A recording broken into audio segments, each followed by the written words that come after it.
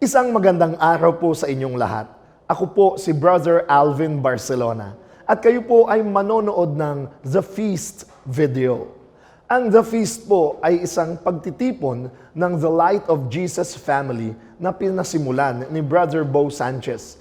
Ito po'y nagaganap sa lahat ng sulok ng bansa at sa buong mundo kung saan tayo nagtitipon sa pangalan ni Jesus at nakakaranas ng pag-ibig, ng pag-asa at pagpapalalim ng ating pananampalataya na maaari nyo ring gawin pagkatapos yung manood, pagbabahagi nyo sa inyong mga kasama at pagsasabuhay ng inyong mga maririnig.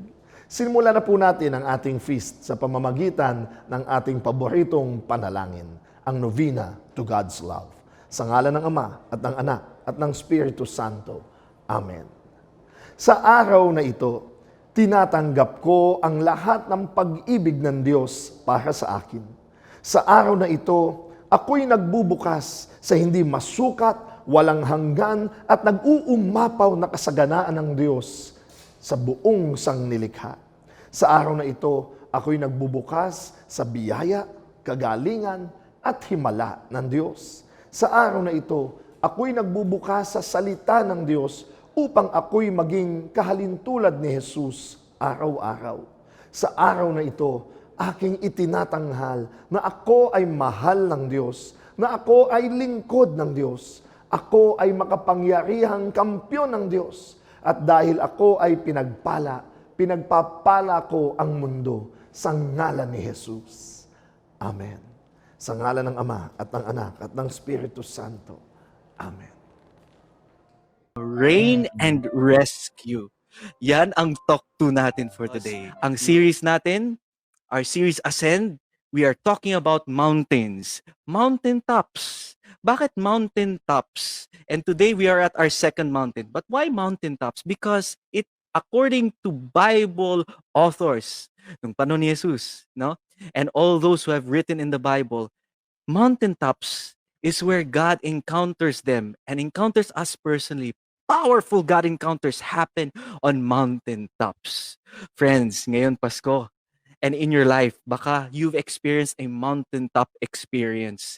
Can you recall that? Can you remember that?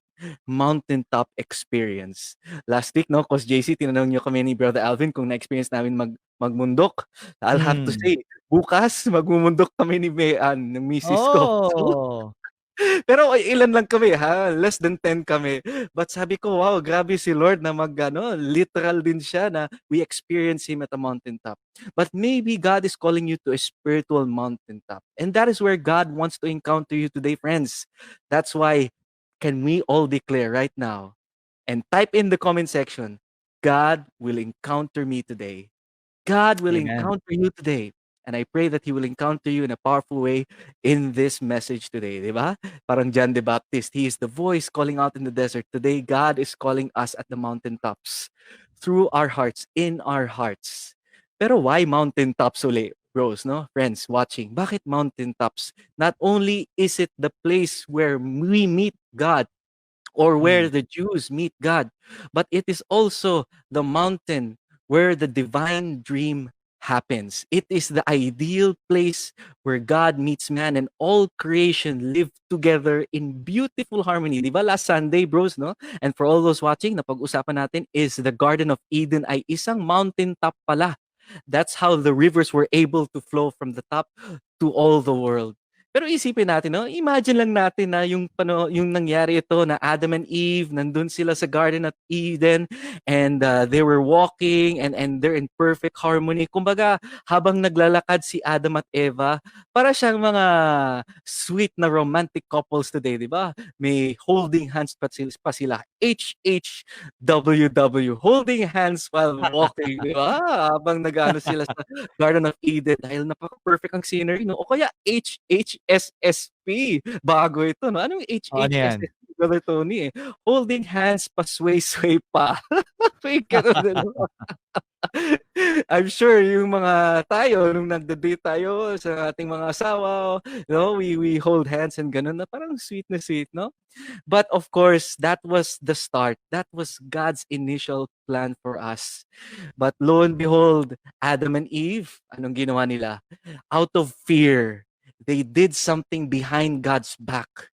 They did something that God told them not to do because they failed to trust God, no? And from then on, it went downhill na. Sunod-sunod na yung mga Mm. pangyayari that was not in God's original plan. And what happened in Genesis chapter 4? Ito, Cain and Abel, ang mga anak naman ni Adam at Eva. It was their two sons that Cain committed the first murder in human history. Pinatay niya ang kanyang kapatid si Abel dahil sa inggit. Nainggit siya because God accepted Abel's sacrifice and did not accept his own sacrifice. Pero Mm. sunod-sunod na yan. What is this particular story ni Cain at Abel ang nagsasabi sa what is this telling us today? It is telling us that every time we hurt someone, friends, listen up.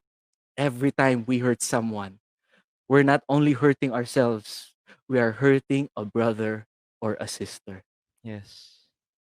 Pag may nasaktan tayong iba, kahit di natin kilala, kahit stranger pa man yan, tandaan natin, he or she is also our brother and sister. Di ba sabi ni Cain kay God, di ba? Am I my brother's keeper? Mm. Yes. Yes, we are. If you believe you're your brother's keeper, can you type in ngayon sa comment section, I'm my brother's keeper. We are each other's brother's keeper. That's why, Bro Alvin, Coach JC, I'm really thankful for community. And I pray for those watching in community or watching right now na hindi pa in community, find a community. That way, we are Amen. accountable to one another. We grow with one another. Alam nyo, this story of Cain and Abel, kahit noong panahon pa ni Moises, even the Jews, ancient Jews, sinulat to, hanggang ngayon, relate na relate pa rin, di ba? We still hear Mm. this today. We still see this today. Kasi when Cain lived on, namuhay pa siya after pinatay niya si Abel. May tinay siyang first human city in all of his in biblical history. And then his children and grandchildren created civilization, raise, nag-alaga sila ng mga livestock, Yes. gumawa sila ng mga tools, 'di ba? Nag-progress sila. But Yes. then, ano nangyari? What happened is that they developed violence even more. Bakit? More oppression, violence against one another, especially violence against women, and Mm. abusing the powerless. 3,000 years ago tong sinulat ng Genesis, mga kapatid. This Genesis story was written 3,000 years ago. Pero, di po ba, doesn't it sound familiar until today? Di ba nakikita natin to, naririnig natin to sa balita? Every day, we see this on social media, on TV, yung mga nangyayari na violence, abuse, even worse, oppression. This, friends, is progress without God. Kagaya ng mga descendants ni Cain, they decided to live their lives separate from God. That is why ang hirap talaga pag progress without God. That one day, progress without God will tumble and fall. It will crash. Alam nyo, Mm. itong na-realize kong equation, Bro Alvin, Coach JC, in my Yes. life also. If you remove God from the equation, our gardens, yung unang balak ng Diyos na may Garden of Eden tayo sa buhay natin, those gardens, those beautiful gardens will become graveyards without God. Our beautiful mountaintops will become valleys of bloodshed if we remove God from the equation. Nangyari po ba yun sa inyo, brothers? When you have decided to subtract or remove God from your life? Nangyari po ba yun sa inyo yan? Coach JC? Brother Yeah, Alvin? madalas sa 'di ba pamilya 'no, may mga hindi pagkakaintindihan sa mga Mm. magkakamag-anak na 'di ba, of course everything started na okay naman ang lahat pero minsan may inggitan, merong mga pagkakataon na magkakatampuhan tapos ayun minsan kung sino yung mga kumbaga tito-tita, ta's naapektuhan yung magpipinsan. May mga ganyang mga kuwento na ako personally, may mga ganyang experiences din 'no at, kumbaga talagang dati nasa garden, nakakapaglaro. But eventually, yung mga dapat, kumbaga bonding moments 'no, Mm. nakaka-miss na ngayon. Yep. That's on my Yes. Mas end. lalo ngayon Pasko 'no? Ngayon Pasko ang daming family Yes, reunions. yes. But sad to say, kahit kapamilya mo, kamag-anak mo, within the family may mga tensions nangyayari where Mm. inggitan, 'di ba? Nag-aaway dahil sa sa lupa or sa kamanahan, di ba? Brother Mm. Alvin, may mga familiar experiences na ganito po kayo? Oh yes, I've gone through a lot. Family, business, leadership, even in community. No, community or gardens, as you were saying, we're all blessed to be in a community. But sadly, even in Mm. communities, no, when Mm. corruption comes in, when pride comes in, literally, di ba, may mga communities na Mm. namamatay at Yes. nililibing, nagiging graveyards. Yeah. Nakakakinig tayo ng ganyan na nag-aaway-away. They're supposed to be gardens. But what I want to also contribute here, if you realize, we're now talking, Tony, of Cain and progress, pero na-realize mo yung the Yes. sin of the parents. Mm. No, yan ang kinikwento ng Genesis 1. Or the sin. Sin has a domino effect. Kaya mamaya tatalakayin mo pa yan hanggang sa main Yes. story natin kay Yes. Noah's Ark. Ayan yung sinasabi natin na kaya pumasok ang iba't ibang klase ng evil, because I mentioned that last Saturday in theology, no, hindi ito mga kids story lang eh. This is laying down the basic truths of our faith. Kaya anong yan? Bakit may katayan? Bakit may corruption? Bakit may progress without God? Ganon. At kung ugatin mo, ayan yun, ugatin mo kasi they turn their backs on God. Yung first parents, quote unquote, again. Kaya sin indeed has a domino effect. Sabi mo, sobra naman, okay naman, nagkamali lang. Nadamay na lahat. Pwede mong example dyan, di ba, yung tatay na maganda na yung pamilya niya. Asawa siya, anak siya, magandang trabaho, magandang kabuhayan. Biglang nalulung sa drugs. Yes. Kilala ako na biglang okay na silang natong sa drugs. O, mo, nung nalulong siya sa drugs, ang dami nang nadamay. Siya lang yun, ha? Yeah. Pero una, kalusugan. So there's physical evil now, sakit. Pangalawa, relationship sa asawa niya, na-disobey, mga anak niya, nakalimutan na niya. So meron ng social relationship evil, gano'n. Yung bahay nila, dati masaya o dati maayos. Hindi na, nabenta na yung mga gamit, nabenta na yung nagkadima-demanda na dahil kautang-utang na siya. Pati kapitbahay niya, nalaman, addict siya or gano'n, kaaway niya. Hanggang trabaho niya, nawala. Hanggang sa pamilya, nawala. O, kita mo? Ang epekto ng isang maling desisyon. Personal, pero naging relationship, naging community, naging physical, pati bahay mo, kabuhayan mo, hanggang sa yun. So, in a minuscule, yan yung nangyari. No, the story of Adam and Eve, at isa pang nilatag doon, the effects of sin. Kaya ang tinatanong mo, sa magaling yung evil, ayan yan.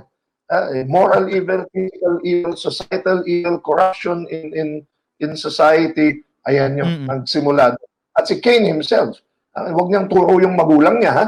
Huwag tayo nagtuturo. Siya, pinatay niya yung kapatid niya. Kaya kahit siya ay, kung hindi mo pinagsisihan yon, I'm not saying that's the end of it. Pag di pinagsisihan yon, it will be passed on to the next generation. The Bible says that. Kaya sabi mo, kahit naggawa siya ng mga cities, umunlad, pero hindi mo na-settle yun, it will creep on. It will move on. That's not to say, mamaya po-usapan natin yan. At this point, yan ang sinasabi mo, Tony, when gardens become graveyards. Ayan. Thank you, Brother Alvin. Grabe. Doon pa lang, yan. sobrang ano na yan, ha? Siksik na siksik. Ito sabi ni Emma, if we remove God in our life, it will crush. Sabi naman ni Bonsai, relate much sa mga statements, pero I will not be distracted as long as nakakapit ako kay Lord. Ayan. Gaganda ng mga comments nila. Go ahead, Brother Tony. Thank you, Coach. Thank you, Brother Alvin. Totoo yun, no? Because even as early as now, we can choose to cut yung cycle of generational sin. Yun din na nakita ko dito, Brother Alvin, yung na-share mo. We can make this decision to cut that generational sin, no? And we have that power by the grace of God to really cut that para yung mga next generation after us, yung mga anak natin, no? And yung mga anak nila, yung mga apo natin from now on, no? They can live free from this cycle of sin. That's why, friends, you can choose today because it's all our personal experience. Yung nangyari kay Adam and Eve, kay Cain and Abel, yung inggitan. If we act with pride, with greed, with lust, with selfishness, and we make excuses, it's also twisting, no, what God declares as truth. Yan ang sinasabi natin natin from last Sunday, yung pagkuha ni Adam and Eve from the tree of knowledge of good and evil. It is mankind deciding what is good and bad for ourselves, apart from God, separate from God. And we do this today. Tinitwist natin yung katotohanan to meet our ends, no? And sooner or later, friends, when we keep on doing that, that's when we will destroy our lives and lives of those we love. Friends, before it's too late, cut that sin today. Cut that generational curse today. And you have that power to choose that. Thank you, Brother Tony. Ayan. At of course, now we're seeing some comments, Brother Tony, of people. So keep on just Yes. joining us in the conversation at itutuloy-tuloy natin itong ating talk. Our one big message for the day, ayan, brothers and sisters, is, ayan, restart your life. If we're going to connect this, no, to our story, which in we're gonna deep dive even more, which is actually the, di ba, the great flood, no? Pag tinitingnan natin talaga, parang, kaya ba ginawa ng Diyos talaga yan para parusahan tayo, no? But of course, we know, no, that during that time when it was written as well, no, yung storya ng, kumbaga, Noah's story, that Noah's Ark story, alam natin na may ibang worldview, no? That flood has a deeper meaning.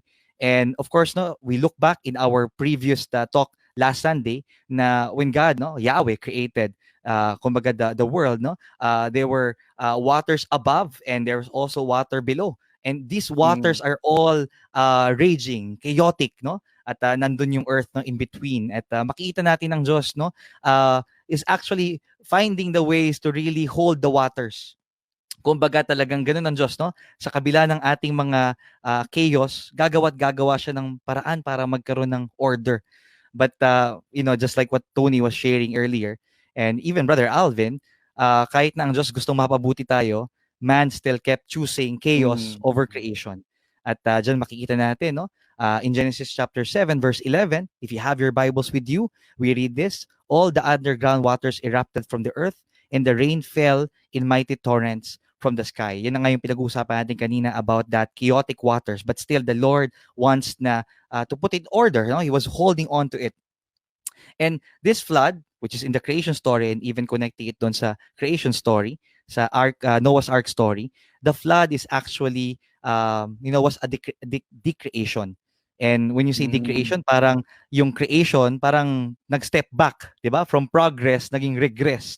And Regress. here we see and we connect it, no, in our what's happening right now. Of course, the climate change, and again, pwede natin isisi, pinaparusahan ba tayo ng Diyos, the natural calamities, but a lot of this as well is because of man-made, no? May mga consequences. And this Yes. is not just on climate change. So we're talking about also with our personal problems, yung mga concerns natin, no? Kapag tayo ay nagsinungaling, kapag tayo ay, 'di ba, naging unfaithful, kapag tayo ay nagnakaw, lahat 'yan ay may mga consequences. And Mm. this will actually point to us that through sin, you welcome chaos back into your life. And for a moment, I want you to think of that, brothers and sisters, to those of you who are watching. 'Di ba? Sa mga pagkakataong pinili natin, no, ang kaguluhan, 'di ba? May mga naging negative consequences yan. And we would tend even to to blame God. But actually, let's take ownership of the choices that we are making. And again, when we sin is the creation. No, we're not able to live up to how God created us. Kaya nga, ito yung paalala ko lagi, no? Hindi tayo masama, nakakalimot lang, no? At sa mga pagkakamali natin, balikan natin, no, kung paano tayo tinitingnan ng Diyos. And that's how God is, no? God lets us have what we want. And again, we also face yung mga consequences nito. Sin in its own is a worse punishment. Kaya pag titingnan po natin, no, God's goal, brothers and sisters, was not to destroy you, but to rescue you. At sa bawat Mm. pagkakamali, sa bawat pagkadapa natin, sa bawat pagkakasala natin, gagawa't gagawa ng paraan ng Diyos para tayo ay makabangon at para tayo ay masagip. Now, we just have to make a decision to choose now creation over chaos, to choose now God's plan for us. And again, our message is restart your life. And of course, yan, to continue our talk, Brother Alvin Barcelona. And since we started last Sunday this series of Genesis, I've always been saying until a while ago that yung Genesis story, napakahalaga niyan. Kasi sa maraming tao, this is children's stories. Adam and Eve, Noah's Ark, paborito ang kwento sa mga bata yan kasi pag drawing na nila, may barko, tapos may mga hayop, may giraffe, mayroong monkeys in pairs, may elepante, at drawing nila yun ng rainbow. No? It seems like a cute Bible bedtime story. But really, this is telling us heavy stuff, basic stuff. Kaya ang gusto ko palaging sabihin sa atin, unawain nating maigi kung ano talaga yung intention ng mga kwento. Of course, nung tayo mga bata, okay lang na kunin natin yung surface level, but as we grow more mature in our understanding of God's Word, makita natin ano ba talaga sinasabi nito. Kasi alam niyo, it's still a battle, no, of being fundamental and being symbolic or in between. Kasi ako, ayokong i-drag ito na totoo ba na si Adan at si Eva, mga tao talaga? Totoo bang may Noah's Ark? And I don't wanna go extreme by saying totoo siya or hindi siya totoo. Magagalit sa atin yung mga fundamentalist nating mga kapatid na hindi totoo yan, may Adan at may Eva talaga. At yung Noah's Ark, mayroong proof daw, sabi nila na talagang yung bark yun, nakikita pa sa isang mountain, tinatago lang ng mga Russians and all. At ako personally, pinag-aralan ko yung kwento ng Noah's Ark. Kung titignan mo yan sa literature, sa Gilgamesh, yun ay merong bang nangyari. At sa Lamang, kwento natin yan, sa biag ni Lamang, ay merong baha din, na malaking baha na wiped out everything. So, the flood, no? So, kaya lang ako, imbis sa pagdebatihan natin yung historicity niyan, kasi sabi nga natin, hindi yan science book ang Biblia. Hindi yan history book. Magkasundo na lang tayo doon sa ano yung sinasabi niya. Ano yung mensahe na hatid niya sa atin. Imbis na ma-bog down tayo sa details. Okay? Kaya, halimbawa nga, yung Adam and Eve story, nakita na natin kanina, o nung linggo pa, it's laying down God's abundant love sa Eden. Pero how also man rejected this love. And nga, sabi ko, low dyan, pumasok ang concept ng freedom. Sabi ko nga, kasi God is a God of love. Yan ang mensahe niyan eh. Amen. Kaya lang, you can't love without freedom. Hindi ang pag-ibig kasi hindi pinipilit, di ba? Yan ay dapat kusang binibigay at tinatanggap. Pero sabi ko nga nung linggo, ang ihap lang sa freedom, parang yung kutsilyo, di ba? Sabi ko nga, na pwede niyang panghiwa, pwedeng pangbalat, pero pwede mo yung gamitin pangpatay. Pero pag ginamit mong pangpatayan o pang-set, huwag mong sisihin yung gumawa ng kutsilyo.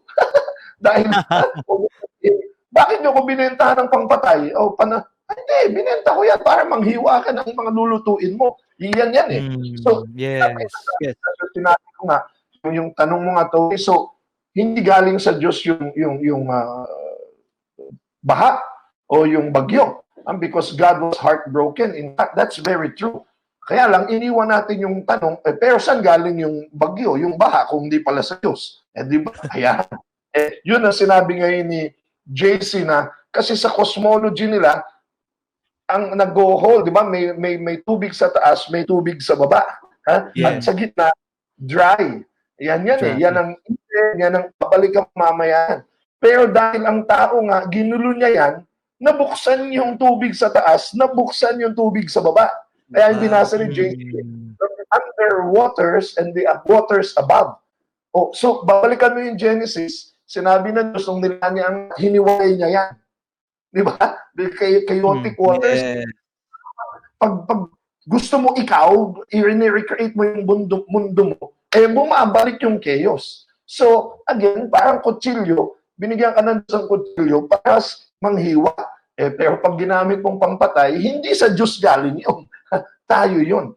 Kaya nga sabi natin, so yung baha, kasalanan natin? Hindi.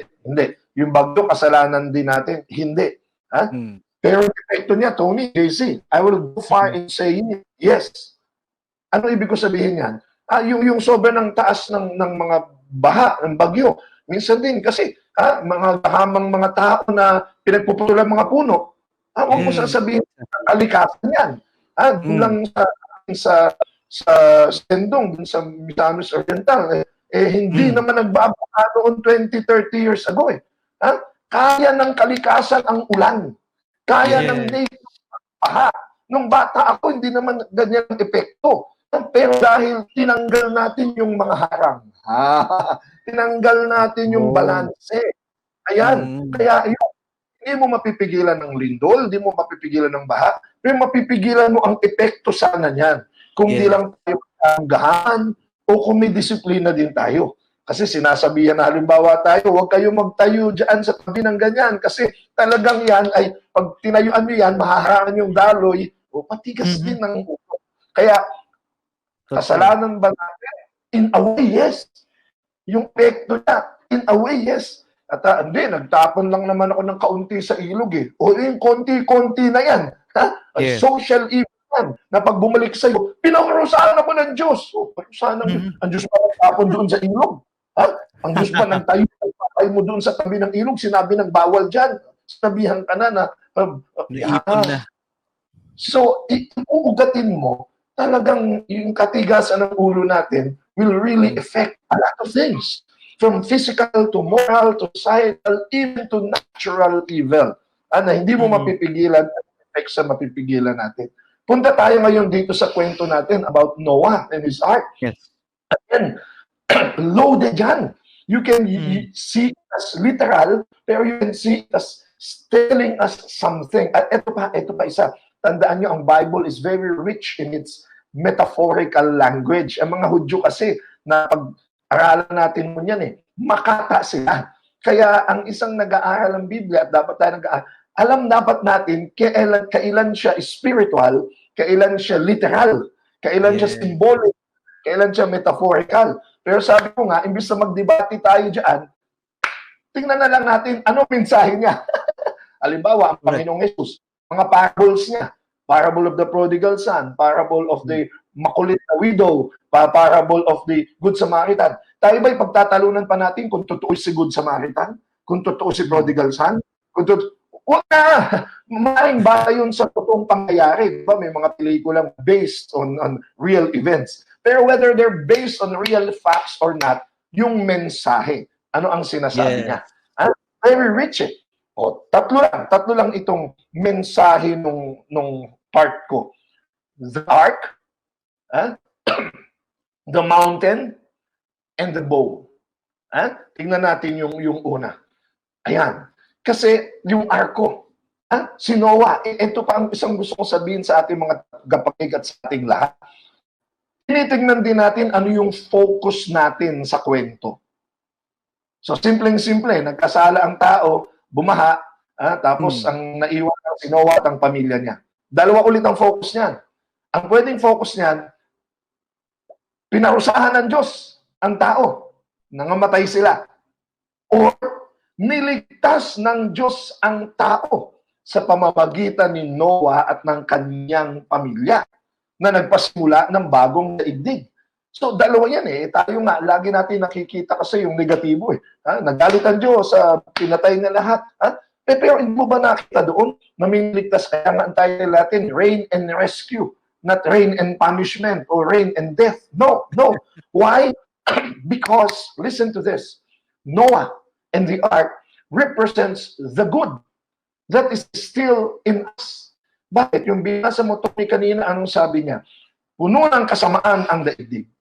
Diba? Sabi mo nga, consistently and totally evil. But not totally. Bakit? Meron pa at least isang tao, si Noah. In fact, pati pamilya niya Pati pamilya niya, yung mga anak niya at yung mga asawa na anak niya naligtas. So ano ang pwedeng sinasabi sa atin ito? Number one, not everything is lost. Isang gabi, ini-interview ko Tony ng isang programa at sinabi niya, Brother Alvin, ano ang sinasabi sa atin ng kaganapang ito? Sabi pa, alam mo, ang isa rin sinasabi ng lahat ng ito ay may pag-asang humanity. Lagi kasi natin sinasabi sa kasamaan ng tao, nangyayari ang lahat ng ito. Sa isang banda, naniniwala ako dyan. Sabi ko nga kanina. Pero kita mo ngayon, lumalabas din ang kabutihan ng tao. Pag bagyo, ayan na tayo. Andiyan si Brother Monchi, andiyan si Brother Aidan, andiyan tayo. Lahat. So, Pwedeng ituon natin sa kasakiman ng tao, pero pwede mong ituon sa kabutihan ng tao. So, si Lord, dito sa kwentong ito, tignan nyo ha, nakita niya yung masama, pero nakita ng Diyos si Noah. That there is good. And who is Noah? Noah represents us. Tayo na lang, wag na lang humanity. Ikaw, ako, mayroon akong kapakan, mayroon akong sablay, mayroon akong kasalanan, marami akong kasalanan. Pero ang aking Diyos hindi nag-give up sa akin. Kasi nakikita pa rin niya, may ako. Kaya yung kwento ni Brother JC kanina, ang ganda nun eh. Pinapayagan tayo because of freedom. Pinapayagan tayo ng Diyos na gawin yung ating gawin. Kahit pa tayo maligaw, hinahayaan niya tayo. Pero pakinggan nyo, hinahayaan niya tayo, pero hindi niya tayo iniiwanan. Amen. Hinahayaan niya tayo, pero hindi niya tayo pinababayaan. Tulad po, ako ay matanda ng anak sa inyo. No? Si Ayo ay 20 plus na, si Aya ay 11 na. Mababait ang aking mga anak sa grasya ng Diyos. Pero sasabihin ko din sa inyo, may mga palpak din silang ginawa. And to some extent, ay hinayaan ko. Kailangan nila eh. Paminsan-minsan, kailangan mong madumihan, masaktan, so that they learn. Nung sila ay bata, kailangan kong madumihan sila, o tumakbo sila, o maarawan sila para hindi maging lampa. Pero pag nadapayan at dumugo, andyan ako. Yes. Pag umiyak yan, ako dyan. So, pinapayagan tayo ng Diyos because of our freedom.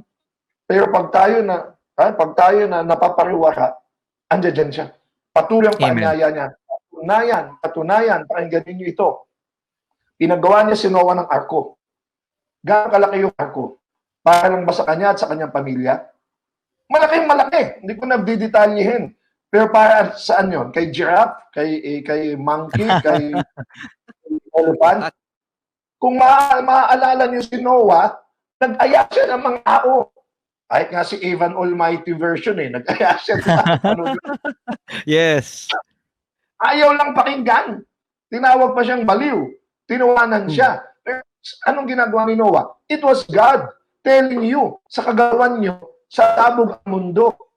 Pero ito, gumawa ako ng arko. Sakay kayo.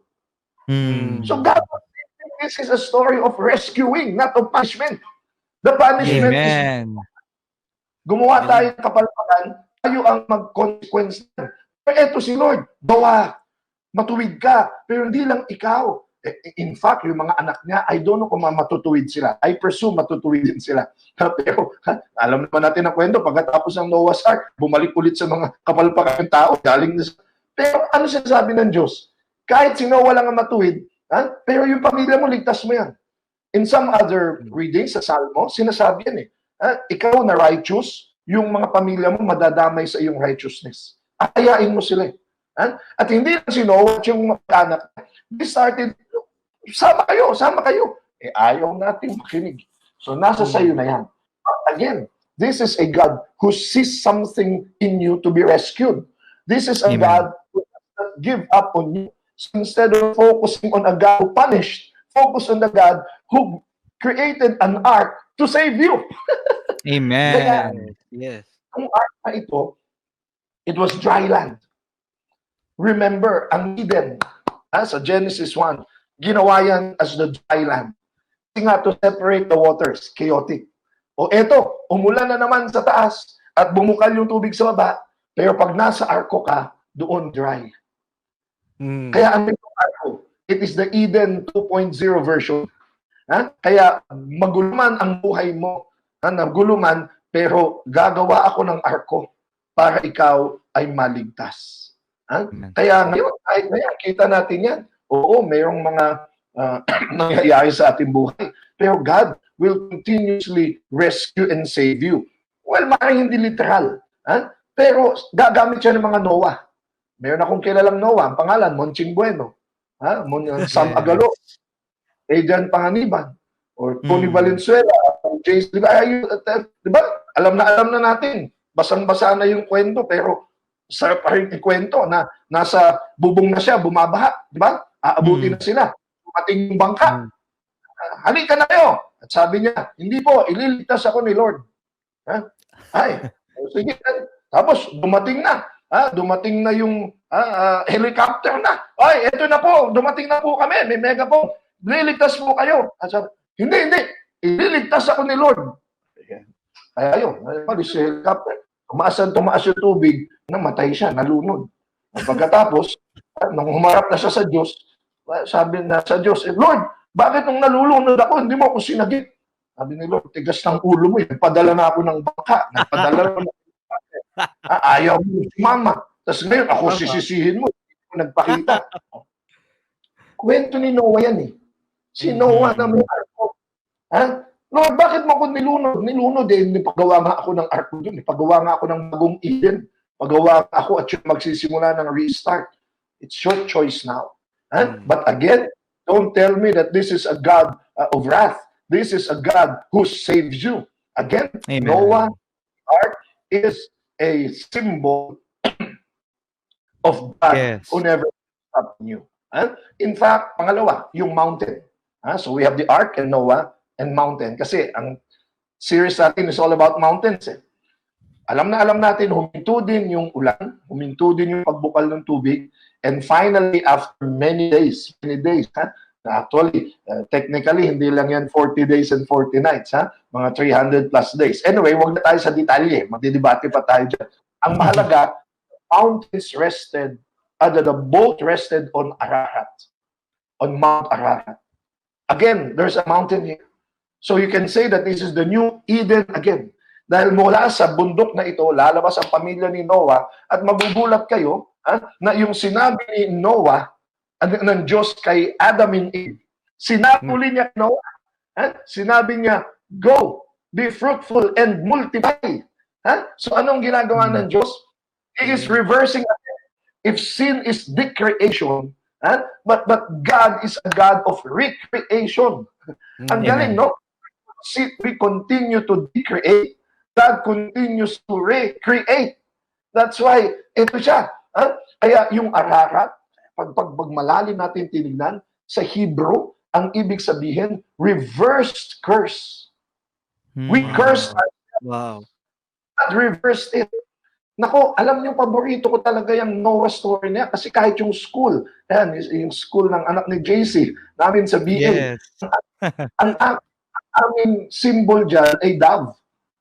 Yung dove, yung kalapati na mayroong dahon. Na alam natin, symbol of peace. Ang di alam ng marami, yung dahon na yan, na yung kalapati ng dahon, kinuha yan kay Noah's story. Na yung huminto na yung wala siya ng dove, bumalik. At nakita na, well, may crow pa, tapos bumalik pa yung dove. Pero nung finally bumalik at mayroong branch, ibig sabihin, panibago na ulit ang mundo. And that dove will come back again to renew in the New Testament. Because that dove appeared, Jesus was baptized. Water na naman. And when Jesus went out of the water, the dove came, symbol of renewal. That was the Holy Spirit. Kaya mandasal natin, come Holy Spirit, renew the face of the earth. This is a story of renewal. Even the dove, the Holy Spirit was already manifesting itself there. Kaya yung Ararat is the story of Noah, is the story of our capability through God's grace, restart our life. We can be fruitful and multiply. Hindi lang sa dumami ang anak, kundi umasenso. Ayan yan. Kaya bumagsak ang negosyo yung pandemic, o nagkasira ang mga relationship mo, o natigil ang trabaho mo, hey, pagkatapos nito, you will hear God tell you, be fruitful and multiply. Dadaling ka sa Ararat, ma-reverse ang curse. And by the power of the Holy Spirit, you will renew your life. Bakit? Pinakita na ito.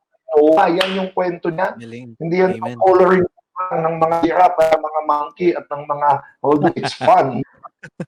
Ang last nito, yung rainbow. Kasi pag nag-drawing ka niyan, sigurado kasama yung rainbow. Genesis 9:13. I have placed my rainbow in the clouds. It is the sign of my covenant with you and with all the earth. Never again will the flood waters destroy all life. At maganda naman talagang tingnan ang rainbow. Paborito ko nga yun. Somewhere over the rainbow Kinanta pa ni Vanya yan nung sumama siya sa The Boy. Diba? Ayan. Rainbow. Ito lang ang little problem natin kung pag-aaralan nyo pa ng maigi Sa original Hebrew, walang salitang rainbow. Kaya baka hindi rainbow na literal yan. Baka ang ginamit lang doon ay bow. Bow. May apelido nga yung bow Sanchez. Hindi. Bow. Pana ang pinaka. Kasi may bow and arrow. Hindi ko alam kung anong tawag sa atin kasi pag pana parang yung arrow. Pero yung bow yung pamana. Hindi ba? Yan actually ang ginamit na bow. So, ang ibig sabihin yan, ang saan ginagamit ang bow and arrow? Labanan. Kaya kung yan ay sa Diyos, abay parang sinasabi, God is a warrior. At kung i-apply mo ngayon yan, pag a-apply mo ngayon yan, siguro pinarusahan nga tayo. Kasi tinira tayo ng Diyos ng bahay. Ayan, warrior. Pero dito sinasabi, God is a warrior, but who laid down his bow. Binabanan niya kanyang bow. At pag binababa ng warrior ang bow, hindi naman yan binababa sa lupa, sinasabit niya yan. At alam mo, pag sinabit niya yan, kahit sa ibang cultures, pag nakita ka ng bow na nakasabit, ibig sabihin, peace. Walang gera, patayan. Galing. Walang away. Ay binaba mo, saan nakaturo yung bow? Saan? Pataas yan. Pataas. So it's pointing to the rainbow. Ayan, bow kasi pamana. In the sky, meaning pointing to God. It reminds us that when we are experiencing our flood, our typhoon, our disaster, God put down his bow to remind you to look up. Because God will give you a restart for your life. And he did that. He actually did that. Kasi alam natin yung kwento ngayon, pagkatapos na mapanibago ang mundo, ang dami na nangyari. Tayo pa ng tower yung mga taong yan, tapos nagkaroon pa ng madami pang kwento. In short, tigas uli ulo. Balik ulit tayo. Ugali. Pero yan ang nakakamangha sa Diyos Paulit-ulit tayo nataliko. Hindi siya bumibigay sa atin. Paulit-ulit na tayo susundan. Hanggang sa dulo, na pinadala na niya anak niya. At sinabi niya, once and for all, hindi nyo kayang bayaran, hindi nyo kayang pahintuin, papigilan yung parusa ng ulan sa taas at ng iba. Hindi nyo kaya yan. Kahit paulit-ulitin pa natin yan. Kaya mabuti pa, lagay ko na yung tunay na pagpipigil niyan, ang aking anak na si Jesus. Kung hindi, yung effect will always drown all of us. But the cross of Jesus will be the new heart, will be the dry land, will be the new Eden. Para hindi na uli magsaraya. Para hindi na uli kayo lipulin niya. Jesus ended all the consequences of sin. But Jesus being the new heart, meron ba tayong kailangang gawin? Sumakay tayo sa arkong yan. Yakapin natin yung na yan. Inaaya na tayo. Tapos na, hindi na ulit sisihain ng Diyos pero Jesus being the new art, the new Eden, continue to invite us. And all we have to do is to say, yes, Lord, I want to restart my life.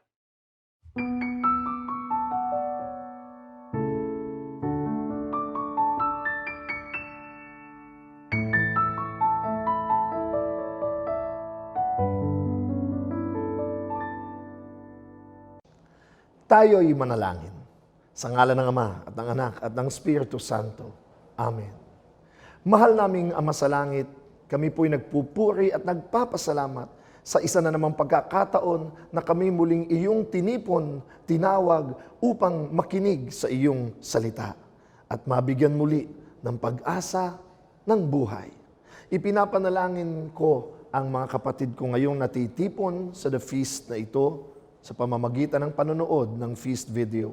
Itinataas natin ang kanilang mga panalangin, ang kanilang mga pangarap sa kanilang pamilya, sa kanilang pinagkakakitaan, sa kanilang mga hanap buhay, sa kanilang kalusugan, at sa lahat pang kanilang ipinagdadasal sa iyo. Punong-puno ng pananampalataya at paniniwala na ito ay ipagkakaloob mo sa iyong tamang panahon at tamang pamamaraan. At nawa, patuloy ang aking mga kapatid na magtipon-tipon sa iyong pangalan at lalong mabago ang kanilang mga buhay. Sa ngalan ni Jesus. Amen. Sa ngalan ng Ama at ng Anak at ng Espiritu Santo. Amen. Muli, maraming salamat po sa inyong panonood. At huwag niyong kalimutan na bumalik muli sa susunod na linggo at magtipon sa feast video. At siguradong mayroong magandang mangyayari sa inyong lahat. God bless you.